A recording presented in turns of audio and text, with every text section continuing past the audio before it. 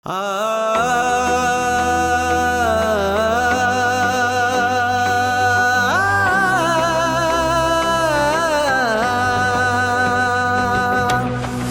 kaldın dadı canım 70 yaşka.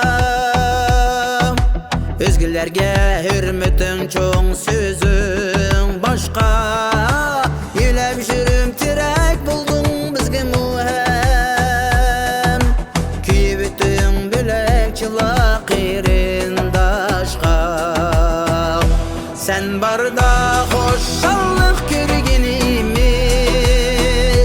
barında yerde sevşirginimiz. Mille ötsek yayrap kilecekte, o elbette şeddiman külginimiz. Mille ötsek yayrap kilecekte, o elbette şeddiman külginimiz.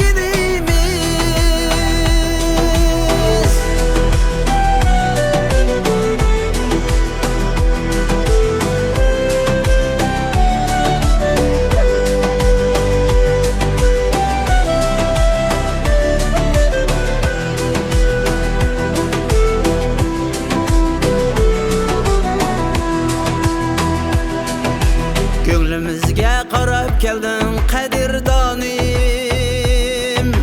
Dünyadaki yalğızım sen g'amg'uzarim. Yalgan dünyanın baylığı hiç yetmeydu. Balam degen sözünge Begdadi canim. Sen barda hoşallık kürginimiz, barında yerde sevşirginimiz.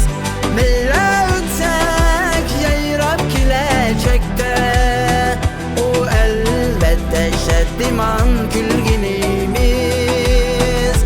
Mille ötsek yayrap kilecekte, o elbette şeddiman külginimiz.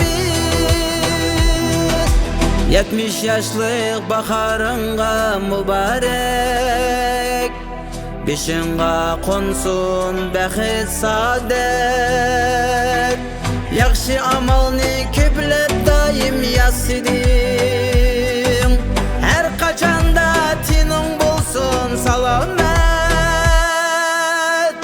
Sen barda hoşallık